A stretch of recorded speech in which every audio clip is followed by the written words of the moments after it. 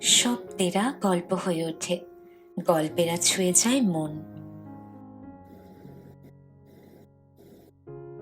আমি মৌমিতা, ঔপন্যাসিক গল্প কথাতে তোমাদের স্বাগত। আজ তোমাদের জন্য নিয়ে এসেছি জগদীশ গুপ্তের লেখা হার নামে একটি গল্প। শোনো এক নতুন গল্পের কথা।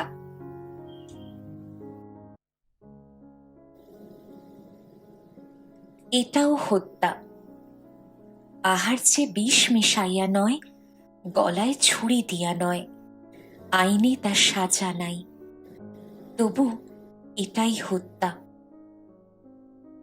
স্বাভাবিক মৃত্যু, তবু এ মরায় আর স্বাভাবিক মরায় যে কত প্রভেদ, তাহা যে মরে সেই কেবল জানে।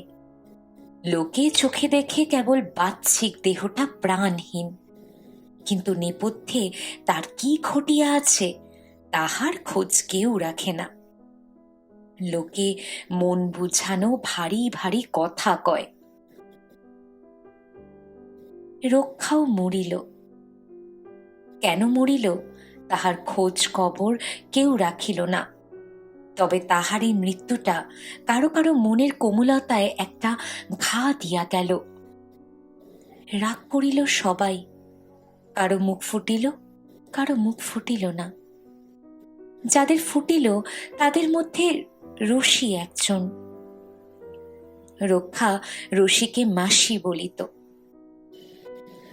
রশি রক্ষাদাসীকে রক্ষা কবচ দিতে পারে নাই, কিন্তু দুঃখে কাঁদিত।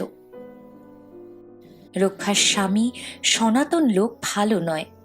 সনাতন একদা কাপড়ের দোকান কিনিতে যাইয়া বাছাই করিতে করিতে 9 গজি একখানা ধুতি চুরি করিয়া মার চা খাইয়াছিল তাহার ঢের।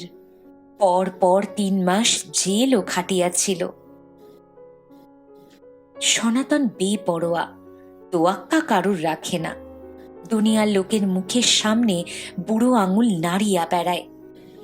তার কটু কর্কশ কথায়, দম্ভে দাপটে লোকে অস্থির। কথায় কথায় সে লাঠি লইয়া কাড়িয়া আসে।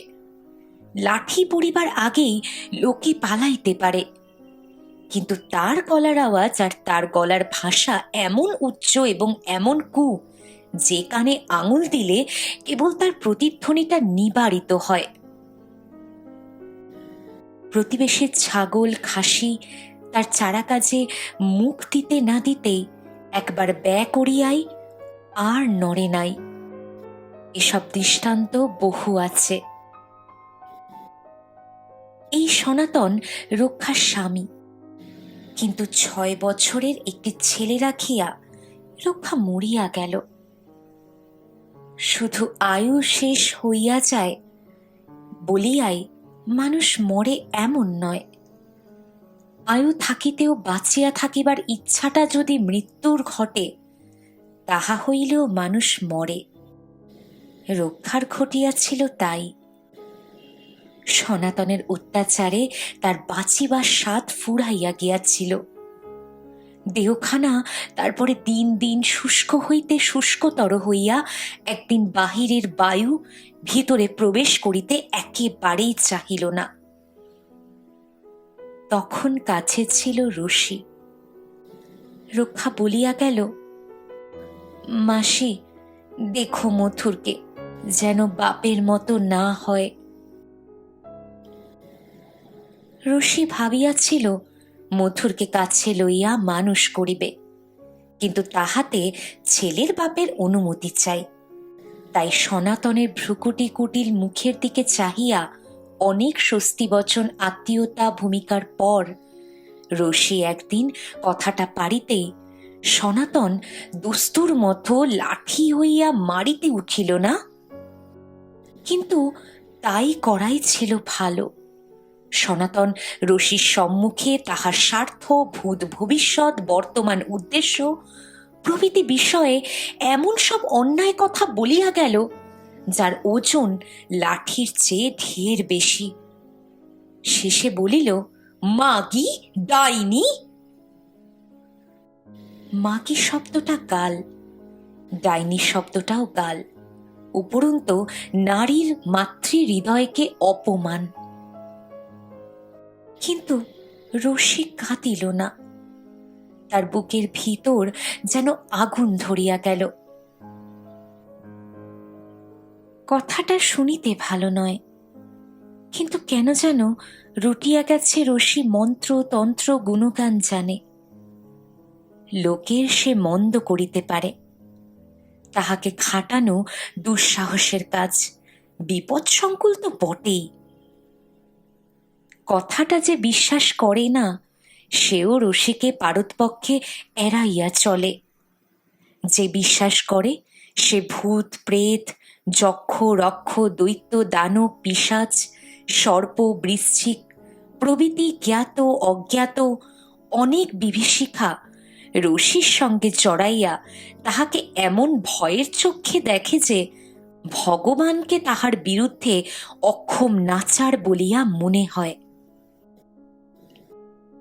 মাত্র একটি শিকড়ের ছোঁয়া দিয়া রশি যে কোনো মানুষকে যে কোনো জন্তুতে পরিণত করিতে পারে, ইচ্ছা করিলেই 3.5 হাত লম্বা রশি হাত বাড়াইয়া তাল গাছের মাথা ছুঁইতে পারে, কবর খুঁড়িয়া মরার মাংস সে চিবাইয়া খায়, অসংখ্য মরার মাথা তার ঘরের মেঝে পোতা আছে ইত্যাদি।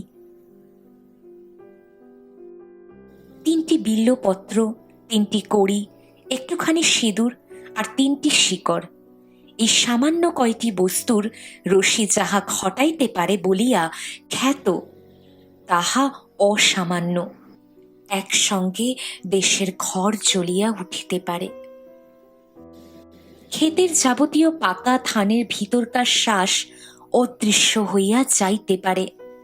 মানুষের পা হইতে মাথা পর্যন্ত অসহ্য চুলকানিতে ভরিয়া উঠতে পারে। ওলা দেবী কি মা শীতলা তো যখন তখন দেখা দিতে পারেন। তার শান্তি সস্তায়ন নাই। শাস্ত্রের সজীব মন্ত্র একেবারে নিরুপায় ব্রাহ্মণের ব্রহ্মবাক্য একেবারে নিষ্ফল। রক্ষাকালীও সরিয়া দাঁড়ান। ইহাদের উপর যদি পুশকুনের বিষ্ঠা বা স্ত্রী ভেকের লালা পাওয়া যায় তবে তো। কাজেই রসিকে সনাতন অপমান করিয়াছে শুনিয়া গ্রামের লোক কাঁপিয়া উঠিল। না জানি কি ঘটে। সনাতন অপ্রিয় ছিল, এখন লোকের চক্ষুশূল হইয়া উঠিল। গ্রামের সকলেরই চালা ঘর, সকলেরই ছেলে পিলের ঘর। বাগে পায়ে তো সনাতনের তলপেটে সুটকি ফুরিয়ে দেয় এমনই লোকের মনের গতিক। যাই হোক, আরামের কথা এই যে উৎকণ্ঠা কণ্ঠের কাঁটার মতো অসহ্য হলেও দিন 15 পার হইয়া গেল, কিন্তু আপামোর কাহারও অমঙ্গল ঘটিল না। একটি ছাড়া, সেটাও রশির মন্ত্র বলে কি মানুষের আহাম্মুকিতায়, তাহাও বিবেচনার বিষয়। দাসুর পুত্রবধূ মানি লোক ভালো, কেবল ভয় কাতুরে। ভয় পাইলে তার জ্ঞান থাকে না। মানি একদিন পুকুর ঘাটে যাইয়াই দরবর করিয়া ছুটিয়া আসিয়া দরাম করিয়া উঠানে অজ্ঞান হইয়া গেল। দাশু তার মুখের ভিতর আঙুল দিয়া দেখিল দাঁত লাগিয়া গেছে। কেহ বলিল, হ্যাঁ চাও নাকের ভিতরে কাঠি দিয়ে। কেহ বলিল, কোকে সুরসুরি দাও। কিন্তু দাশুর স্ত্রী আনিয়া দিল দাশুর হাতে চাতি, এবং চাতি দিয়া চাড় দিতেই দাঁত ছাড়িয়া গেল বটে, কিন্তু একটা দাঁতের এক টুকরো ভাঙিয়া পড়িল। মির্গি না হিস্তিরি তা কিছু নয়। মূর্ছা ভাঙিয়া মানি বলিল, বাস ছাড়ে কে পা ঝুলিয়ে বসে আছে, বাবা গো সাদা পাড়া, জল দাও, জল খাবো। বলিয়া মানি কাঁপিতে লাগিল। এবং জ্বর আসিতে বিলম্ব হইল না। কিন্তু দেখা গেল বাঁশের ঝাড়ে পা ঝুলাইয়া কেহ বসিয়া নাই। ছেলেদের একখানা ঘুড়ি সুতা ছিঁড়িয়া আসিয়া বাঁশের ঝাড়ে লটকাইয়া আছে। সাদা কাগজের ঘুড়িখানা ঠিক মানুষের মতো না দেখাক, আধারে জ্যোৎস্নায় ভুল হওয়া আশ্চর্য নয়। মানির ওই দাঁত ভাঙা ছাড়া আরো একটি অনিষ্ট হইল। সে 5 মাসের গর্ভবতী ছিল। ভয় পাওয়ার 2 দিন পরেই গর্ভ নষ্ট হইয়া গেল। রশির সঙ্গে এই ঘটনার সংস্রব এইখানেই যে, ঘটনার ঠিক পূর্বদিনের রশি মানিকে প্রশ্ন করিয়া জানিতে চাহিয়াছিল, যাহা পরস্পর শোনা যাইতেছে তাহা যথার্থ কিনা, এবং যথার্থ যদি হয় তবে ক মাস। গ্রামের অন্তঃপুরে এবং অন্তঃপুরের বাহিরেও ফিস ফিস চলিতে লাগিল। রশি খেয়েছে ওর ওই পেটের ছেলেটাকে। রশির একান্ত ইচ্ছা মরা মানুষের কথাটা রাখে। অপমান হইয়াও সে নিরস্ত হইতে চাহে নাই। এবার সে মনের ইচ্ছেটা মানুষের মুখে গুজিয়া দিল। ইহ জন্মে রশিকে কেহ মা বলিয়া ডাকে নাই, কেহ ডাকিবে এও আশাও নাই। তবু একটি কচি প্রাণ, প্রথমে নির্লিপ্ত, তারপর ধীরে ধীরে বেরিয়ে ধরিবে। এ যে বড় লোভের জিনিস। কিন্তু গুজব শুনিয়া সনাতন দ্বিতীয়বার রাগিয়া আগুন হইয়া গেল। গর্ভের সন্তান যে বাহির করিয়া খায়, সেই রাক্ষসী চায় তার ছেলেকে। সে কথা না হয় না ধরা গেল। দুপুরের মাঠে তাহার জন্য জল ভাত বহন করিবে কে, ওই ছেলেটি ছাড়া? মনে মনে অতিশয় কটু হইয়া এই কথাটাই তোল পার করিতে করিতে সনাতন পথ দিয়া যাইতেছিল। এমন সময় তার সম্মুখে পড়িয়া গেল সেই রশি। সনাতন আগে বাহির করিল দাঁত, তারপর বলিল, আটকুড়া ডাইনি। দুইজনে চোখাচোখি হইয়া দাঁড়াইল। সনাতন বলিতে লাগিল, আমার ছেলের কথা ফের যদি তোর মুখে শুনি বুড়ি, তবে তোর মুখে দেব গোবর গুজে। বলিয়া থু থু করিয়া খানিকটা থুতু মাটিতে ফেলিল। রশি নিঃশব্দে চাহিয়া রহিল। তার হাড় পর্যন্ত কাঁপিতে লাগিল।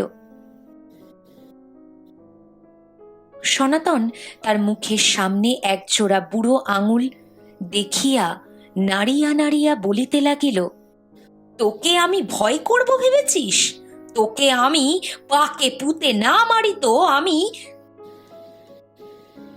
এদিকে রশি, ওদিকে সনাতন, উভয়ই ভয়ঙ্কর। কাজেই কাহাকেও না চটাইয়া যদি সালিশের কাজ হাসিল হয় তবে সেই উত্তম। আইন সনাতনের অনুকূলে। মা অভাবে জন্মদাতাই ছেলের মালিক। সে যদি ছেলেকে নিজের কাছে রাখিতে চায়, তাহাতে কারো কিছু বলবার নাই।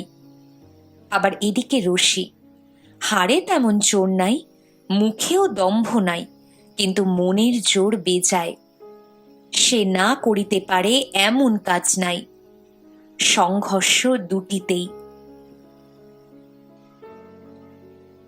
সনাতনের দেহে চুলকানিতে ভরিয়া উঠে নাই, বা তার ঘর জ্বলিয়া ওঠে নাই, কেবল সে মথুরের বাপ বলিয়া।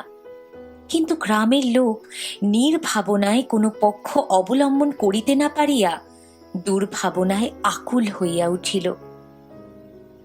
দুদিকে বজায় থাকে ইহারই একটা উপায় চিন্তা করিতে করিতে চট করিয়া চাটুজ্জে মহাশয় একটা বুদ্ধি খুলিয়া গেল। বলিলেন, এক কাজ করা যাক। বলিয়া উভয় সংকট উত্তীর্ণ করিয়া দিবার যে মধ্য পথটা তিনি দেখাইয়া দিলেন, তাহার পরিষ্কার চোখে পড়িলেও আপত্তি তুলিলেন নিস্তারণদা। বলিলেন, সেটা হতে পারে বটে, কথাটা তো অনেক আগেই আমাদের মনে পড়া উচিত ছিল, কিন্তু তারপর বোধ হয় আরো সহজ একটা পথ আবিষ্কার করিতে না পারিয়া বলিলেন, আচ্ছা তাই বলে দেখো। তখনই সনাতনকে ডাকা হইল। চাটুজ্জে মহাশয় বলিলেন, সনাতন, তোর ছেলেকে তার মাসির কাছে পাঠিয়ে দে, আমার আশীর্বাদে সেখানে সে ভালো থাকবে। শুনিয়া সনাতন বুড়োকে আঙুল নয় মাথা নাড়িতে লাগিল। বলিল, তা হয় না ঠাকুর। কেন হয় না? তারা বড় গরিব, তাছাড়া ছেলেকে দিয়ে আমার কাজ আছে। বলিয়া সনাতন চলিয়া গেল। ব্রাহ্মণের আশীর্বাদে সুস্থ দেহে শ্রীবৃদ্ধি হইবে, এই কথাটা ভালো করিয়া কানে তুলিল না প্রথম এই সনাতন, এবং ব্রাহ্মণের আদেশ অবহেলিত হইল গ্রামে এই প্রথম। রশির সঙ্গে দেখা হইলেই সনাতন মিছিমিছি থুতু করিয়া থুতু ফেলে বলে, আটকুড়ি ডাইনি, তুই মরবি কবে? রশি চুপ করিয়া থাকে। এমনি করিয়া সনাতনের পক্ষ হইতে প্রাণপণ আক্রোশ প্রকাশ এবং রশির পক্ষ হইতে প্রাণপণ ধৈর্য রক্ষা চলিতে চলিতে একদিন রশির ধৈর্যচ্যুতি ঘটিল। বেলা পড়িয়া আসিতেছে। হাতে কোচ, রশি, বৈঠা লইয়া সনাতন মাছ মারিতে চলিয়াছে, সঙ্গে নৌকা ঠেলিবার লগি লইয়া ভুবন। পথে রশির সঙ্গে তাহাদের দেখা হইয়া গেল। বুড়ি তুরতুর করিয়া চলিয়াছে। সনাতনের গলার শব্দে মুখ তুলিয়া চাহিয়া আজ সেই পিচ করিয়া খানিকটা থুতু মাটিতে ফেলিল। এমন অপমান আর নাই। সনাতন এক নিমেষেই খুন চাপিয়া হাতের বৈঠা মাটিতে ফেলিয়া রশির বুক বরাবর কোচ তুলিল। রশি আর্তনাদ করিয়া পিছাইয়া যাইতেই খানিক আগেই বৃষ্টি হইয়া গিয়াছিল। পিছলে পা দিয়া দুবার টাল খাইয়া সে মাটিতে পড়িল। ভুবন তাহাকে ধরিয়া তুলিল বটে, কিন্তু রশির মূর্তি তখন ক্রুদ্ধ মারচারির মতো ভয়ঙ্কর। রাগে তার গা ফুলিয়া রোয়া খাড়া হইয়া উঠিয়াছে, দৃষ্টি স্থির, চক্ষু জলপূর্ণ, চোখের উপর তার লোল চর্মটা পর্যন্ত যেন কাঁপিতেছে। ভুবনের বুক কাঁপিতে লাগিল, কিন্তু সনাতন দাঁত মেলিয়া হাসিতে লাগিল। দেখিতে দেখিতে লোক জমিয়া গেল। রশি কাঁপিয়া কাঁপিয়া সবারই সম্মুখে অভিসম্পাত দিল, অল্পে আমায় মারতে উঠেছিলি? ভগবান তো দেখেছেন তুই মাছ মারতে চলেছিস, এই মাছ যেন আজ তোকেই মারে। বলিয়া রশি চলিতে আরম্ভ করিল। দু একজন বসিয়া পড়িল। কোচ রশি বৈঠা কুড়াইয়া লইয়া সনাতন আবার রওনা হইল, কিন্তু ভুবন পিছাইয়া দাঁড়াইল। বলিল, সনাতনদা, তুমি আজ একাই যাও ভাই, আজ যাত্রা ভালো নয়। সনাতন ফিরিয়া দাঁড়াইল, বলিল, খ্যাপা না পাগল, সে পেছে আমাকে, মরি তো আমি মরব, আয়। কিন্তু যাহারা দাঁড়াইয়া পড়িয়াছিল তাহাদের মধ্যে কেহ কেহ ইত্যবসরে চোখ টিপিয়া ভুবনকে নিষেধ করিয়া দিয়াছে।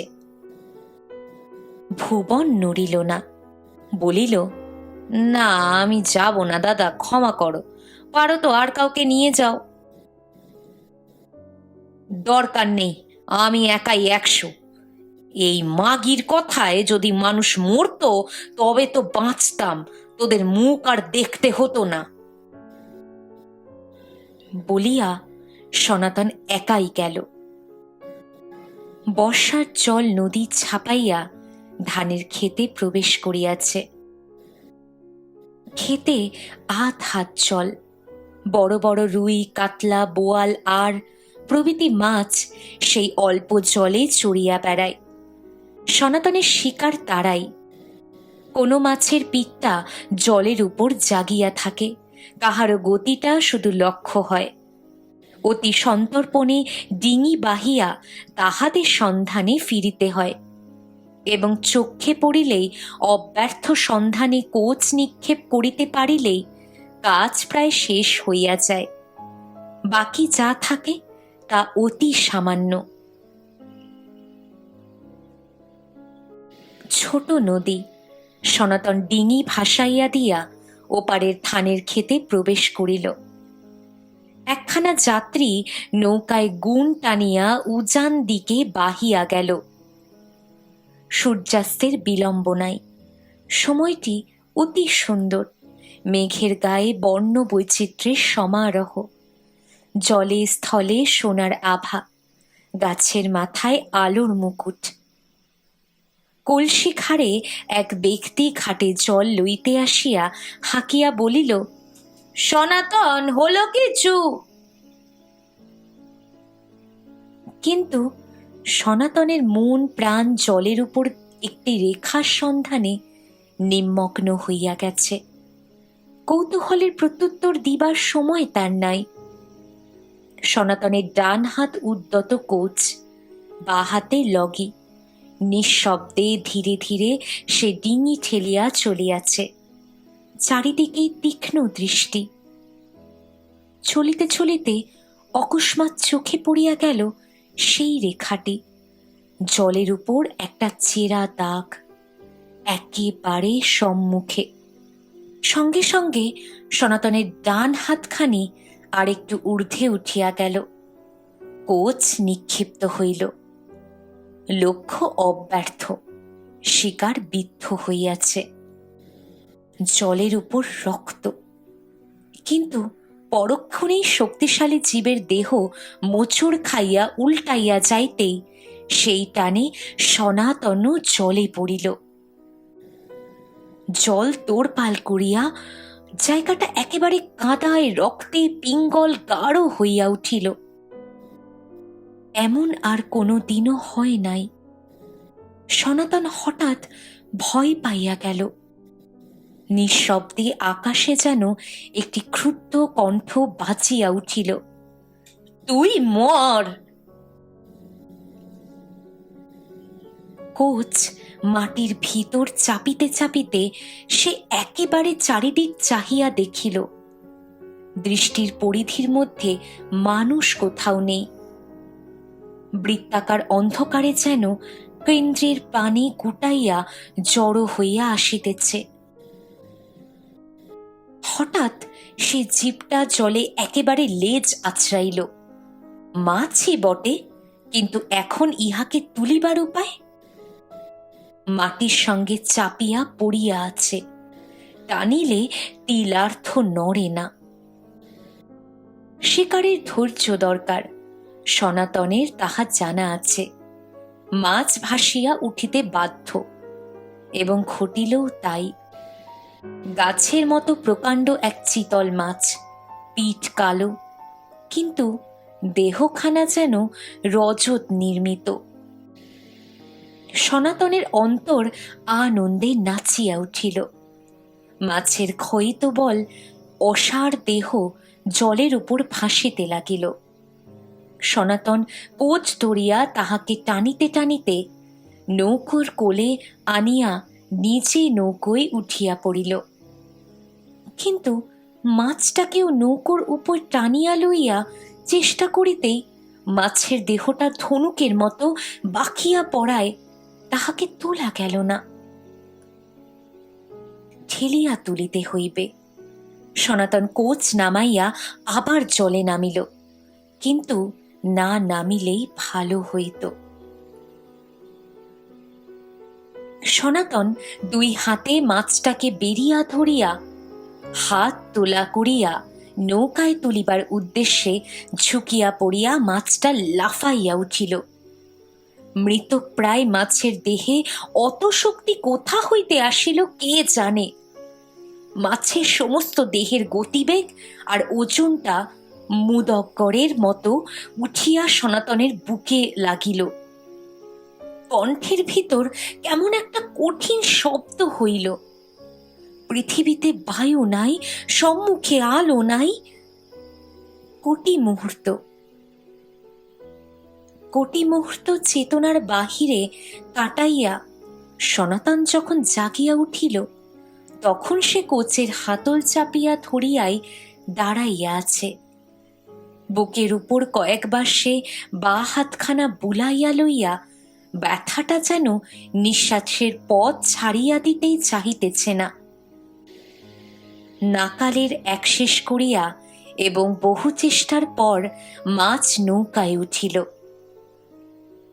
সনাতনের মনে হইল, এইবার পেয়েছি তোমায় বাবা। কিন্তু পায় নাই। মাছের শক্তি অত শীঘ্র নিঃশেষ হয় না। কোচের বড়শিগুলো এ পিঠে বিদ্ধ হইয়া ও পিঠ দিয়া বাহির হইয়া গেছে। তাহাই লইয়া মাছ নৌকার উপর যেন কুস্তি জমাইয়া দিল। মোচড় খাইয়া পুচ্ছ আছড়াইয়া সনাতনের কোচের কাঠির 4-5টা মটমট করিয়া ভাঙিয়া দিয়া ডিঙি কাঁধ করিয়া কয়েক ঝলক জল তুলিয়া দিল। সনাতন মনে মনে শপথ করিল, ভবিষ্যতে ধারালো কাটারি একখানা যদি সে না আনে, তবে সে মাছ খাইতেছে। মৃত্যুর দৃশ্যে সনাতনের আনন্দ উপছাইয়া পড়িতে লাগিল। সনাতন চিতলের চোয়ালের ভিতর গুণের দড়ি পরাইয়া তাহাকে ঝুলাইয়া দিয়া ডিঙি ঠেলিয়া বেশি জলে দিল। কিন্তু তার বুকের ব্যথাটা তখনও মরে নাই। ডিঙি ঘাটে যখন পৌঁছিল, তখন মাছের মৃত্যু ঘটিয়া গেছে। গ্রাম ভাঙিয়া লোক আসিল মাছ দেখিতে। অত বড় মাছ সে তল্লাটে আর দেখা যায় নাই। 5-7 জনে হেউ হেউ করিয়া সেই অদ্বিতীয় মাছের টুকরা টুকরা করিয়া কাটিল এবং গ্রামময় বিতরণ করিবার পরও অবশিষ্ট যাহা সনাতনের নিজের জন্য রহিল, তাহাও বিস্তর। রশির অভিসম্পদ যে কেমন করিয়া ফলিতে ফলিতে সনাতন রক্ষা পাইয়াছে, সেই লোমহর্ষ কাণ্ডটি সনাতনের মুখে অবগত হইয়া মাছের ভাগ হাতে করিয়া অনেকেই কাঁপিয়া উঠিল। কিন্তু কাঁপুনিটা কম। বক্রতিক্ত পরিহাস এবং হাসাহাসি যাহা হইল, তাহাই প্রচুর। সকলেরই একমত দেখা গেল। রশির মন্ত্রতন্ত্র সব ফক্কা। গ্রামের লোকগুলি ভয় পাইয়া এতদিন চূড়ান্ত আক্কেলহীনতার পরিচয় দিয়াছে। এখন হইতে কিন্তু এই পর্যন্ত আসিয়াই থামিয়া গেল। রশির মন্ত্রতন্ত্র পদদলিত করিয়া চলিব, এটা প্রকাশ্যে সভায় দাঁড়াইয়া ব্যক্তিগতভাবে প্রচার করা এতদিনের অনভ্যাসে যে কাহারও পক্ষেই বড় দুরূহ হইয়া উঠিয়াছে। মাছ রান্না হইল। সেই মাছের ঝোল আর ভাত। মথুরের আনন্দ কে দেখে, সে নাচিয়া বেড়াইতে লাগিল। সনাতন মথুরকে লইয়া খাইতে বসিল। সম্মুখে থালায় ভাত, মালসায় 1 মালসা মাছ আর ঝোল। চিতল মাছের লম্বা লম্বা পেটির ডগা মালসার কাঠ ছড়াইয়া উঠিয়াছে। মথুরের খুব পুলক। এমন ভোজ তার জীবনে এই প্রথম। সনাতনেরও খুব ফুর্তি।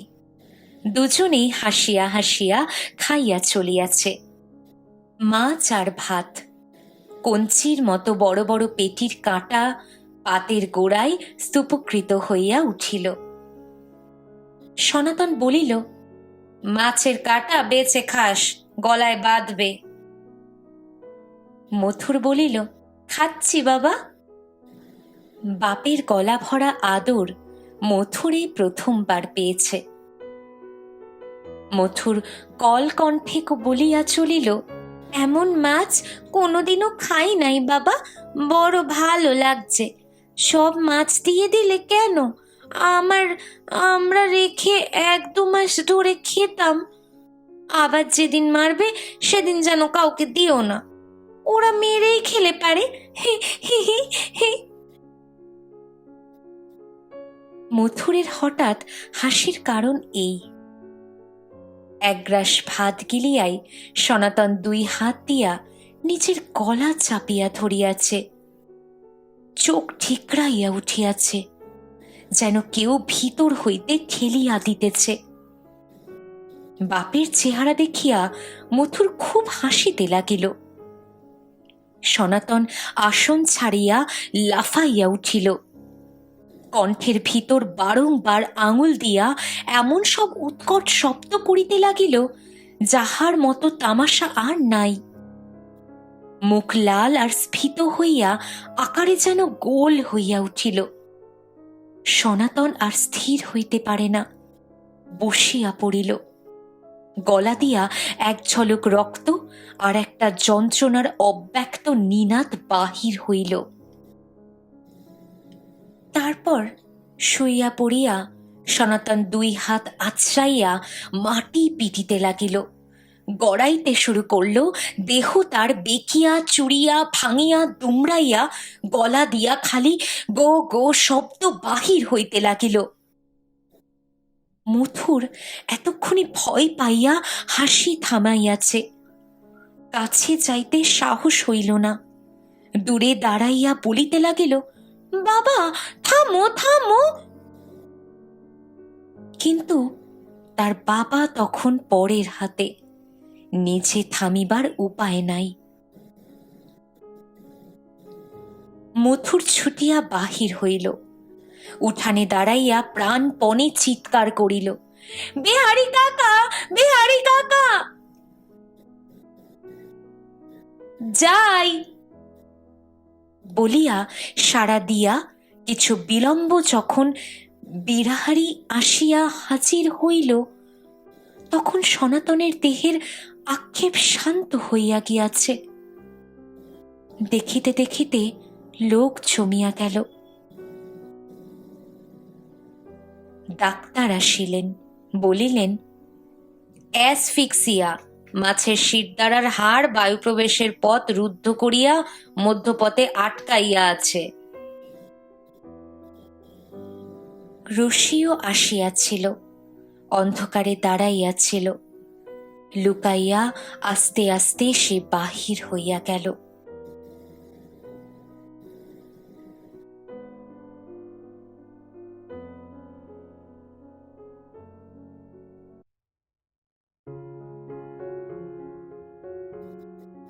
শেষ হলো আজকের গল্প, জগদীশ গুপ্তের লেখা হাড়। রক্ষা চেয়েছিল তার সন্তানকে স্নেহের আশ্রয় দিতে, কিন্তু ভাগ্য সেটা হতে দেয়নি। রশিও চেয়েছিল তার প্রতিশ্রুতি রাখতে। সমাজের নিয়ম, ভাগ্যের পরিহাস ও মানুষের দুর্বলতার ভারে এই সুন্দর সম্পর্কগুলো হারিয়ে গেল। গল্পেরা শুধু শোনা যায় না, অনুভব করতে হয়। আর সেই অনুভূতি তোমাদের সঙ্গে ভাগ করে নিতে আমি আছি উপন্যাসিক গল্প কথাতে।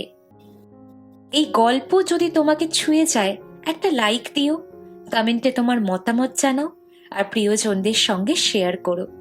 আর সাবস্ক্রাইব করে বেল আইকন অন করো, যেন পরের গল্পের প্রথম শ্রোতা তুমিই হও। আজকের মতো এখানেই শেষ, কিন্তু গল্পরা তো শেষ হয় না, তারা নতুন করে জন্ম নেয় প্রতিবার। তাই আবার দেখা হবে নতুন গল্পে। ধন্যবাদ।